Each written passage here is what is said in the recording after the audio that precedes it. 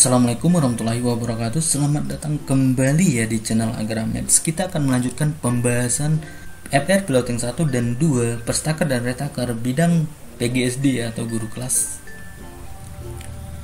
Soal nomor 41, Anda baru saja menghadiri sebuah workshop tentang metode pengajaran inovatif yang dapat meningkatkan partisipasi peserta didik dalam pembelajaran. Namun, ketika mencoba menerapkan metode tersebut di kelas, Anda menemukan bahwa tidak semua peserta didik merespon dengan baik. Sebagai seorang guru yang berkomitmen untuk menggunakan cara adaptif dalam pengembangan diri demi meningkatkan pembelajaran yang berpusat pada peserta didik, tindakan yang sebaiknya adalah baik kita lihat yang A, mengumpulkan umpan balik dari peserta didik mengenai metode pengajaran Anda, kemudian merencanakan pengembangan diri berdasarkan umpan balik tersebut. Nah, ini boleh juga ya. Nah, boleh juga. Yang B, mengajak peserta didik untuk melakukan refleksi bersama dan berdiskusi tentang apa yang dapat ditingkatkan dalam proses pembelajaran. Nah, ini boleh juga ya. Nah, kalau yang C, mengabaikan, ini tidak boleh. Yang D, membaca literatur, ya ini tanpa mempertimbangkan kebutuhan peserta didik, ini tanpa mempertimbangkan kebutuhan peserta didik, ini tidak boleh juga.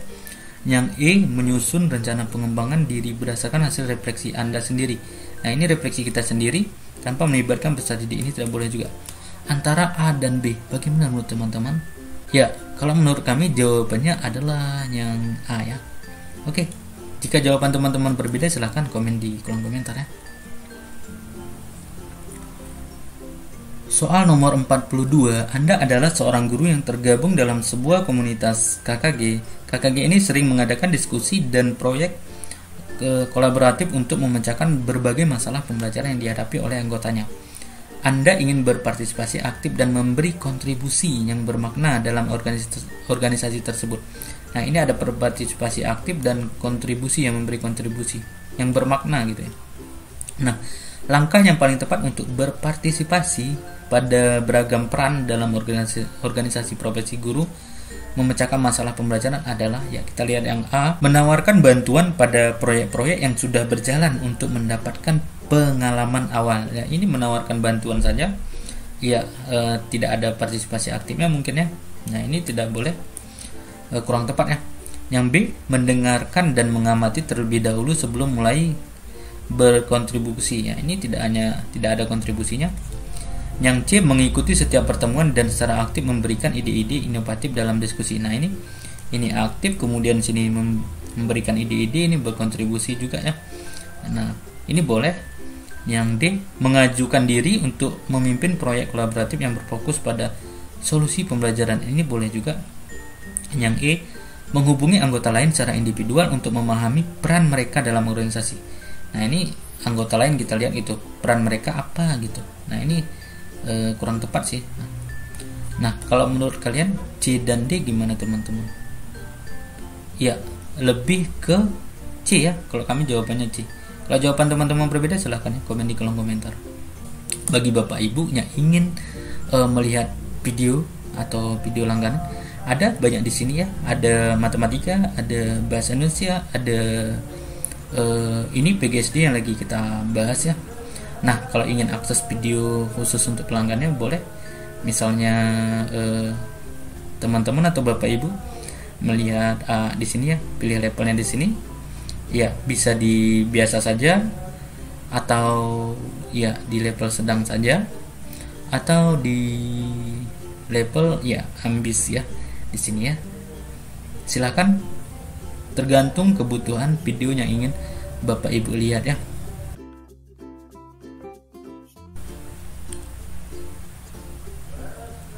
Soal nomor 43, Anda adalah seorang guru yang melihat bahwa banyak orang tua atau wali dari peserta didik di kelas Anda merasa kesulitan untuk mendukung pembelajaran anak-anak mereka di rumah. Jadi orang tua siswa tersebut kesulitan gitu mendukung pembelajaran anak-anak mereka di rumah ya. Nah, ini dia. Nah, Anda memutuskan untuk melakukan sesuatu untuk mendukung mereka agar lebih efektif dalam mendampingi anak-anak mereka belajar di rumah. Langkah yang paling tepat untuk mendampingi orang tua atau wali dalam mendukung pembelajaran anak di rumah adalah dia A, mengadakan workshop berkala atau sesuai kebutuhan orang tua atau wali tentang cara mendampingi anak-anak belajar di rumah. Ya boleh juga sih. Masalahnya kan orang tuanya itu ada nggak waktunya gitu ya. Nah, workshop ini kan harus prosesnya juga agak lama ya. Nah, tapi boleh sih. Yang B, menyelenggarakan sesi tanya jawab mingguan melalui grup percakapan kelas untuk orang tua atau wali. Ini kurang efektif ya. Nanti kalau nggak dibalas gimana pula gitu, karena ini melalui grup percakapan saja ya. Ini kurang efektif. Nah, kalau yang C, mengirimkan panduan tertulis secara berkala yang berisi tips dan trik mendampingi anak belajar di rumah. Nah, ini hanya tips dan trik saja ya, panduan tertulis. Ini boleh sih, boleh, tapi kurang tepat sih. Nah, kalau yang D, mengadakan pertemuan individu dengan setiap orang tua atau wali untuk membahas masalah dan solusi khusus mereka. Nah, ini solusi khusus ya. Artinya di sini mengadakan pertemuan individu, hanya individu aja gitu ya. Nanti kan ribet tuh, banyak lagi waktunya, di sini terkendala waktu. Nah, kurang tepat juga.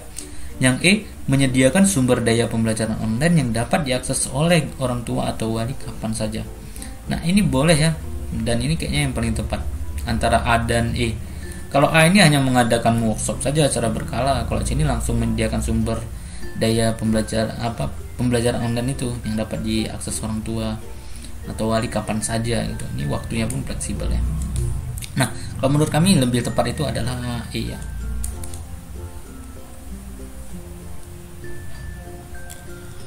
Soal nomor 44, seorang siswa di kelas Anda merasa tidak nyaman dengan metode pengajaran yang sering menggunakan presentase kelompok karena ia cenderung pemalu dan kurang percaya diri berbicara di depan umum.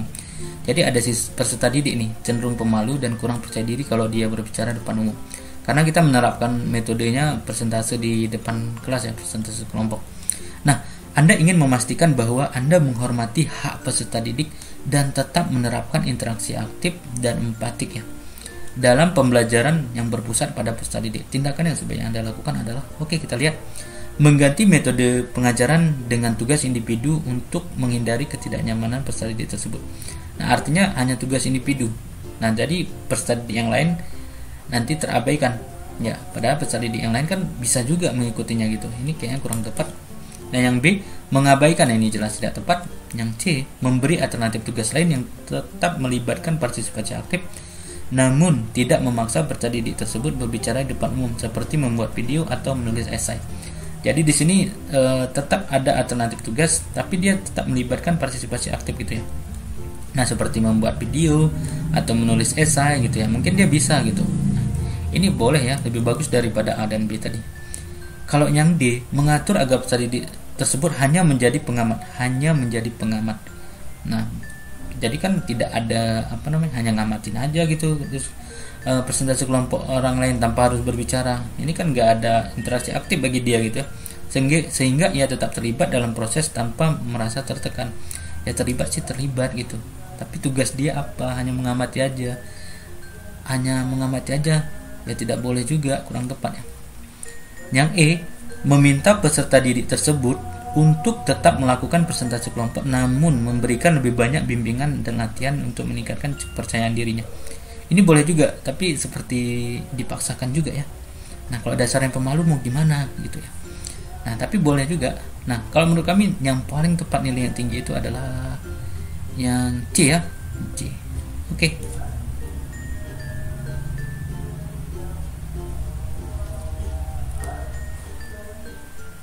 Soal nomor 45, Anda baru saja menghadiri sebuah workshop tentang metode pengajaran inovatif yang dapat meningkatkan partisipasi peserta didik dalam pembelajaran.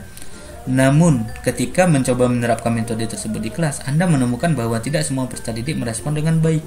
Sebagai seorang guru yang berkomitmen untuk menggunakan cara adaptif dalam pengembangan diri demi meningkatkan pembelajaran yang berpusat pada peserta didik, tindakan yang sebaiknya Anda lakukan adalah baik, jadi kita sudah latihan nih, dan kita sudah mengikuti pelatihan gini workshop ya, dan kita terapkan di kelas gitu ya. Respon peserta didik itu tidak semua merespon dengan baik gitu.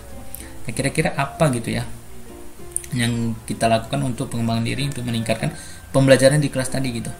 Nah, kita lihat yang A, menanyakan kepada peserta didik mengapa mereka tidak merespon dengan baik dan mencari tahu bagaimana dari metode tersebut yang tidak efektif bagi mereka. Ini boleh juga ya.